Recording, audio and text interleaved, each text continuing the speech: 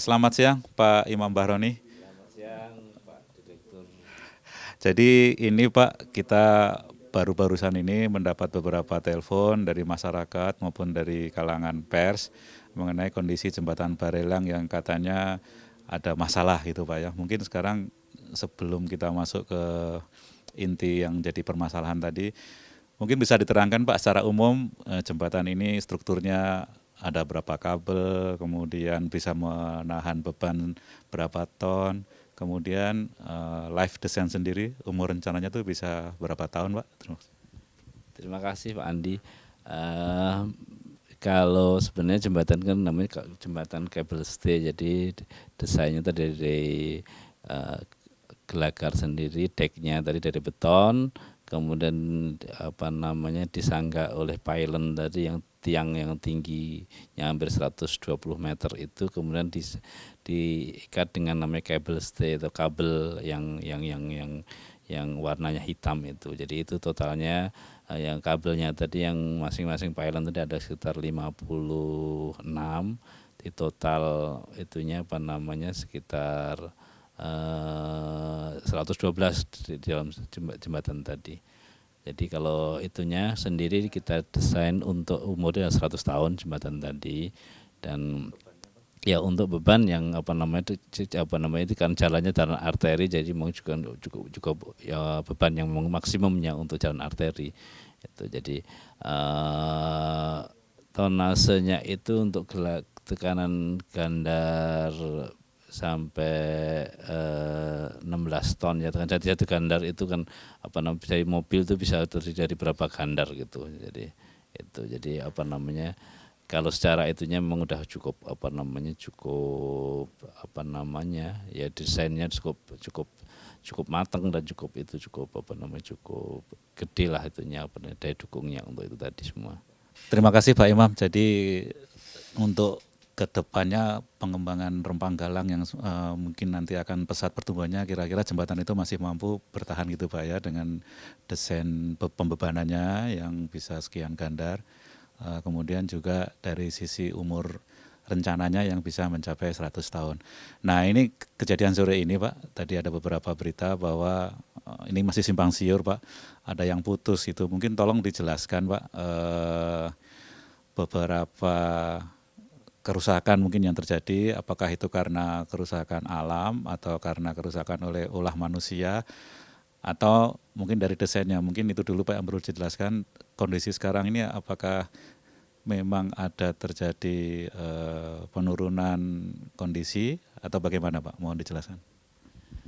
Jadi jembatan yang teknologi tinggi tadi memang sebenarnya kan tidak beda jauh dengan apa namanya dengan pesawat, dengan itu kan ada namanya perawatan dan juga ada perlu pemeliharaan. Jadi levelnya perawatannya mulai dari yang ringan-ringan, mungkin dari membersihkan apa namanya kotoran seperti yang apa namanya yang untuk yang bisa menyebabkan korosi ya itu, kemudian juga mengontrol apa namanya pelumasnya yang di dalam anchornya jembatan tadi.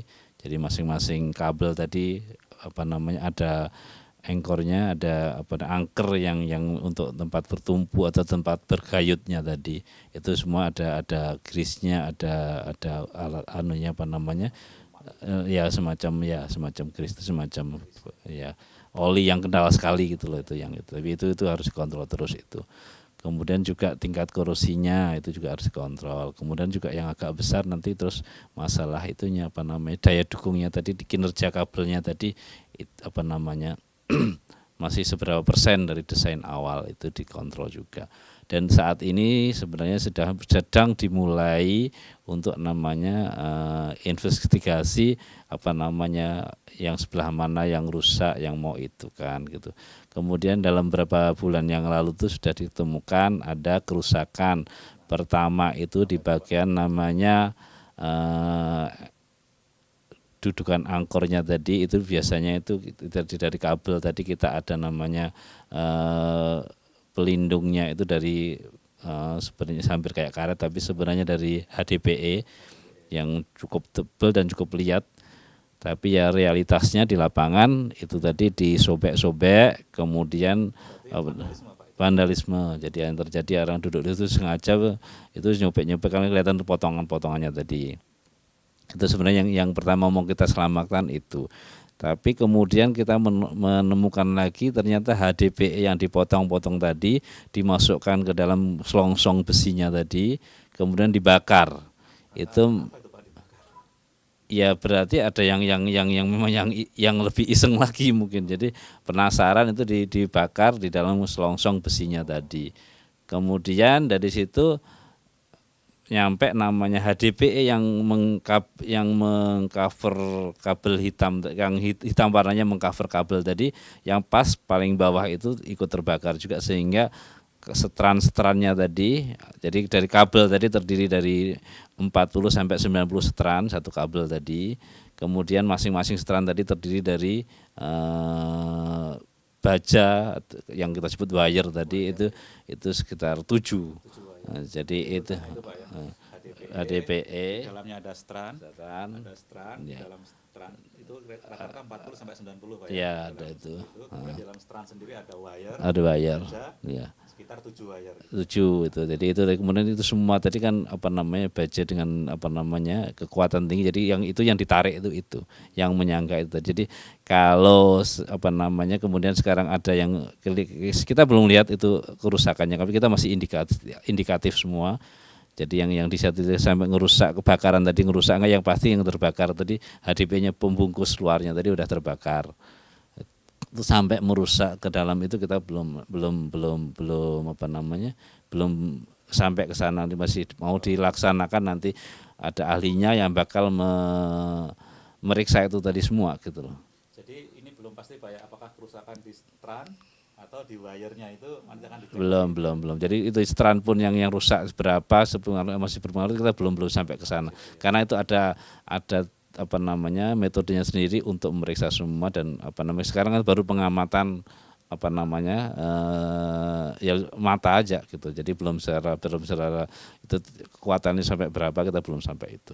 Jadi itu yang dibilang ada isu-isu kabel putus itu belum terkonfirmasi kalau gitu Pak ya? Kalau kabel putus kemungkinan ada yang di bagian atas itu yang di kabel di arah di sisi Batam ya, di tonton di sisi Batam itu yang kabel yang ke-14 ya itu, tapi di tengah, jadi yang di antara dua pylon, tapi di sisi pylon di sisi Batamnya itu ada kabel yang terurai itu di atas, terurai, dan itu itu jumlahnya itu enggak seberapa dibanding dengan jumlah yang ada 90-an itu tadi.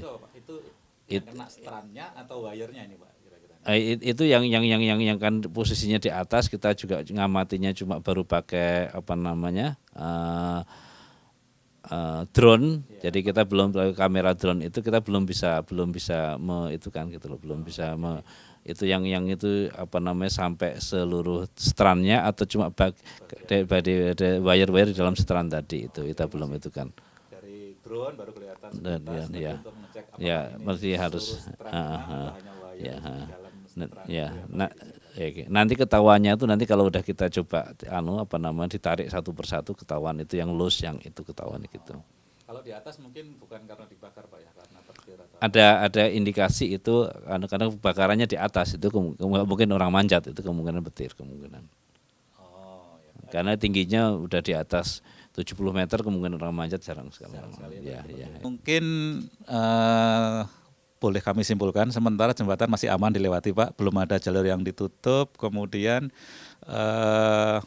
ya kerjasama ini Pak, siapa yang nanti merawat ke depannya, kemudian berapa lama lagi gitu Pak? Jadi yang utama itu mungkin juga harus ada indikasi kayak gitu. Mungkin juga kita yang parkir di jembatan tadi mungkin harus mulai dihilarin, dan juga jadi kalau dimanapun nggak boleh namanya di jembatan itu orang parkir kemudian foto-foto dimanapun, nggak ada, cuma ada di Batam aja itu. Nah, jadi mungkin itu juga, kemudian mungkin agak lebih safe-nya mungkin. Kebetulan yang sisi yang agak ada, kita ada dua sisi kan, sisi barat dan sisi timur. Sisi timur itu jalan yang menuju ke arah Rempang Galang, ke arah Tonton itu sisi timur. Sisi barat itu dari Tonton menuju ke Batam. Yang sisi timur tadi ada mungkin 9-an, berapa 9 itu tadi kabelnya yang punya indikasi yang ada masalah.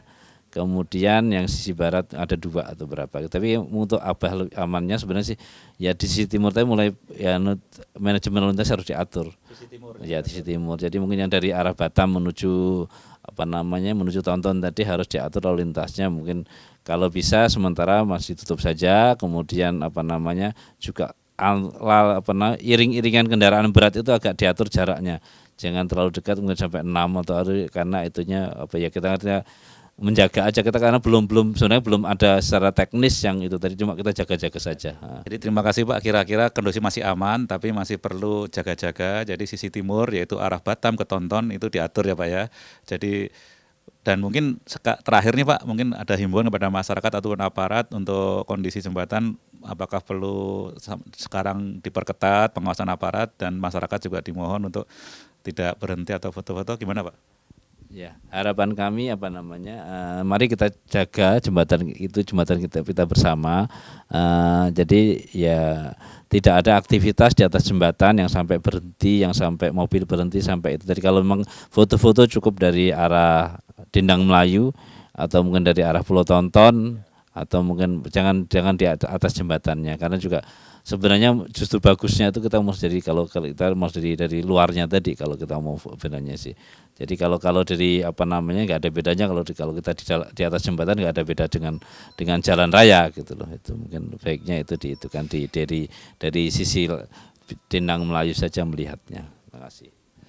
Terima kasih banyak Pak Imam Bahroni. Jadi demikian tadi himbauan dari Pak Imam dan juga kami khususnya dari BP Batam, bahwa sekali lagi itulah jembatan kita bersama, mohon agar dapat dijaga. Kemudian tadi himbauan lagi mungkin juga ke aparat dan kepada masyarakat umum, hindarilah berhenti di jembatan atau foto-foto, cukup kalau ingin foto-foto atau mengambil kenangan di jembatan dari sisi Dendang Melayu atau dari sisi Pulau Tonton gitu ya. Demikian, terima kasih. Ini juga sekaligus untuk memberi informasi yang lebih clear kepada masyarakat. Terima kasih.